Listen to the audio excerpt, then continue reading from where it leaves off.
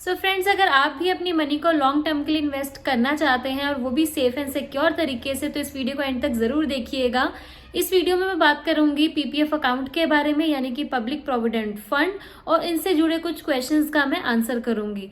इसके अलावा अगर आप हमारी इस वीडियो को पहली बार देख रहे हैं तो मेक श्योर आप इस चैनल को सब्सक्राइब कर दें। तो चलिए चलते हैं हम अपनी इस वीडियो की तरफ। सबसे पहले हम बात करेंगे कि पीपीएफ क्या होता है। तो पीपीएफ एक ऐसा इंस्ट्रूमेंट है जिसमें आप अपनी मनी को लॉन्ग टर्म के लिए रख सकते हैं, और वो जो मनी है आपकी 100% सेफ है गवर्नमेंट ऑफ इंडिया के पास।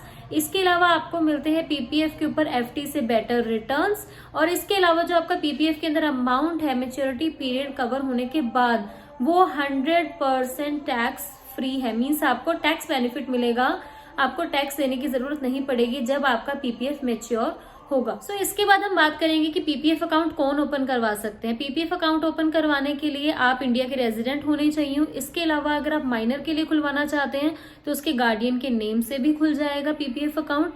इसके अलावा सबसे एक इम्पॉर्टेंट चीज क्या है कि हर एक पर्सन का एक ही पीपीएफ अकाउंट ओपन होता है उसके पूरे लाइफ टाइम में, चाहे वो पोस्ट ऑफिस में ओपन करवा ले, चाहे वो बैंक में ओपन करवा ले। इसके अलावा ज्वाइंट अकाउंट की कोई फैसिलिटी नहीं होती पीपीएफ में।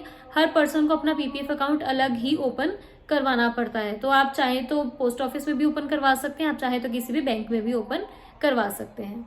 अब नेक्स्ट चीज आती है कि इसमें कितनी अमाउंट डिपॉजिट करवानी होती है। देखिए, मिनिमम होती है 500 रुपीज और मैक्सिमम 1.5 लाख रुपीज आप इसमें डिपॉजिट करवा सकते हैं। तो जब आप अपना अकाउंट ओपन करवाने जाएंगे तो 500 रुपीज मिनिमम आपको डिपॉजिट करवाने होंगे, और पूरे साल में मीन्स अप्रैल से लेके मार्च तक आप 1.5 लाख रुपीज इसमें डिपॉजिट करवा सकते हैं। बट ऐसा कुछ प्रॉब्लम नहीं होती, आप चाहें तो 500 भी करवा सकते हैं। मीन्स पूरे साल में आपने 500 रुपीज मिनिमम डिपॉजिट करवाना है और मैक्सिमम 1.5 लाख रुपीज। इसके अलावा जो आपका पीपीएफ अकाउंट है वो ओपन होता है 15 ईयर्स के लिए। फुल 15 ईयर्स के लिए आपका जो मनी है उसके अंदर इन्वेस्टेड रहता है। इसके अलावा मैं आपको एक इम्पॉर्टेंट चीज बता दूं कि अगर आप किसी साल अपनी जो मिनिमम अमाउंट 500 रुपीज है नहीं पे कर पाते, तो उस केस में क्या होता है कि जो पोस्ट ऑफिस या बैंक वाले होते हैं आपके अकाउंट को टेम्पररी क्लोज कर देते हैं। तो उस अकाउंट को आपको दोबारा ओपन करवाने के लिए, क्योंकि हर पर्सन की लाइफ में एक ही बार अकाउंट ओपन होता है, तो आपको ओपन वो करवाना ही पड़ेगा। उसके लिए आपको 50 रुपीज पेनल्टी पे करनी पड़ेगी। इसके अलावा जितने साल तक आपने उसमें अपनी पेमेंट नहीं डिपॉजिट करवाई है उतनी पेमेंट आपको साथ पे करनी होंगी।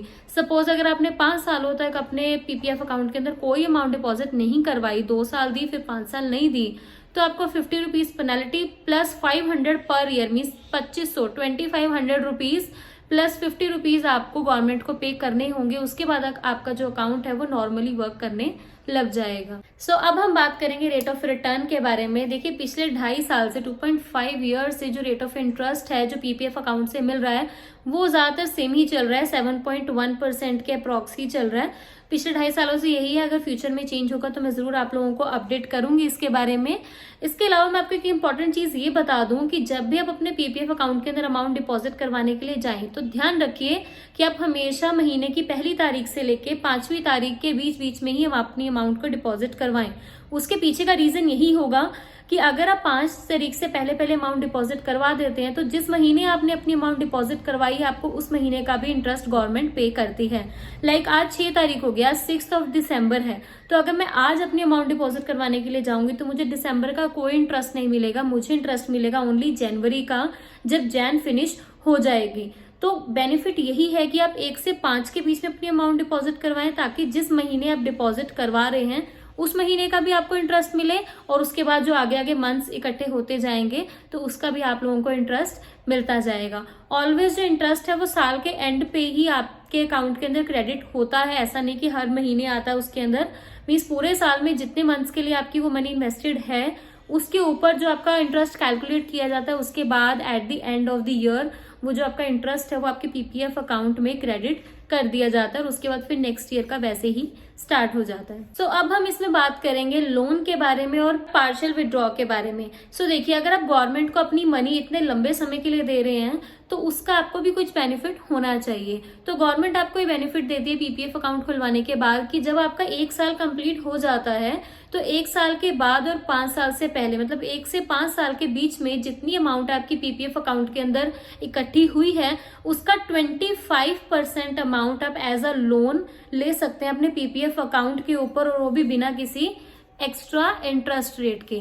तो मेक श्योर कि अगर आप लोन लेना चाहें अपने पीपीएफ अकाउंट के अगेंस्ट, सपोज आपकी पीपीएफ अकाउंट के अंदर 1 लाख रुपए है, तो उसका जो 25% है, जो कि है 25,000 रुपए, इतने तक का आप लोन ले सकते हो अपने पीपीएफ अकाउंट के अगेंस्ट, और आपको कुछ भी गिरवी रखने की जरूरत नहीं होगी, और 1 से 5 साल के बीच में आप ले सकते हो।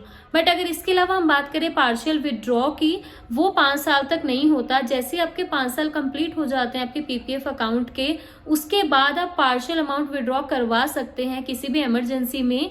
50% तक ऑफ अपनी अमाउंट को विड्रॉ उसमें परमानेंटली करवा सकते हैं बिना किसी प्रॉब्लम के। अगर आपको पैसों की जरूरत पड़ती है, तो अगर आपका अकाउंट अभी 5 साल से नीचे है तो आप लोन ले सकते हैं। अगर आपका 5 साल से ऊपर हो गया, अगर आप परमानेंटली पैसे विड्रॉ करवाना चाहते हैं, तो 50% अमाउंट आपकी विड्रॉ हो जाएगी। 5 सालों के बाद उसके अगेंस्ट आप लोन नहीं ले सकते। इसके अलावा कुछ लोगों को एक ये भी क्वेश्चन होगा कि अगर हम अपना अकाउंट 15 सालों के लिए ना चलाना चाहें, 15 सालों से पहले अगर हम अपना पीपीएफ अकाउंट क्लोज करवाना चाहें, तो क्या हम उसे क्लोज करवा सकते हैं, जिसे बोलते हैं pre mature closure.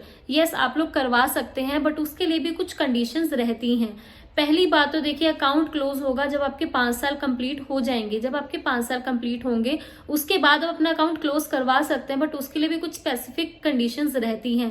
First condition कि अगर आपकी फैमिली में कोई बहुत ही ज्यादा सीरियसली इंजर्ड हो गया है, या बहुत ज्यादा मतलब उसको कोई ऐसी प्रॉब्लम आ गई जिसके लिए आपको बहुत ही पैसों की जरूरत है, तो उस केस में आप मेडिकल बिल्स दिखाकर भी अपनी जो पीपीएफ अकाउंट है उसको क्लोज करवा सकते हो, उसकी अमाउंट को यूज कर सकते हो। इसके अलावा अगर आप अपने माइनर के लिए अकाउंट ओपन करवाया है, तो अगर उसके एजुकेशन के लिए या उसको फॉरेन भेजने के लिए आपको अमाउंट चाहिए, तो उसके लिए भी आप अपने फीस बिल्स देकर भी अपना पीपीएफ अकाउंट क्लोज करवा सकते हैं। या जो अकाउंट होल्डर है, अगर उसकी डेथ हो जाती है, मीन्स वो दुनिया में ही नहीं रहे, तो भी जो उसका अकाउंट है वो परमानेंटली क्लोज हो जाएगा। ऐसा कुछ नहीं होता कि उसके आगे जिन्होंने नॉमिनी बिठाए, नॉमिनी रखे हैं, वो आगे स्टार्ट कर लेंगे, या उनका कोई फैमिली मेंबर उस पीपीएफ अकाउंट को चलाता रहेगा। ऐसा कुछ नहीं होता। अगर उस मेंबर की डेथ हो चुकी है, तो उसका जो अकाउंट है परमानेंटली क्लोज कर दिया जाता है। इसके अलावा एक कंडीशन और होती है अकाउंट क्लोज होने की, वो ये है कि अगर आप परमानेंटली एनआरआई बन जाते हैं, मीन्स आप पहले इंडिया में रहते थे, आप इंडिया के रेजिडेंट थे, बट अगर आप कुछ टाइम के बाद फॉरेन कंट्री शिफ्ट हो जाते हो, वहां के रेजिडेंट बन जाते हो, तो उस केस में भी आपका इंडिया के अंदर पीपीएफ अकाउंट परमानेंटली क्लोज कर दिया जाता है। ये थे आज के कुछ क्वेश्चंस पीपीएफ से रिलेटेड। होप आप सबको ये वीडियो पसंद आई होगी। तो अगर आपको वीडियो पसंद आई है तो इस चैनल को सब्सक्राइब कर दीजिएगा, वीडियो को लाइक कर दीजिएगा, और अगर आपके पास और भी कोई क्वेश्चंस या और भी कोई क्वेरीज है तो नीचे कॉमेंट सेक्शन में लिख सकते हैं, आपको उसका आंसर जरूर मिलेगा। तो मैं मिलती हूँ आपसे हमारी नेक्स्ट वीडियो में। तब तक के लिए कीप वॉचिंग अनलॉक लाइफ।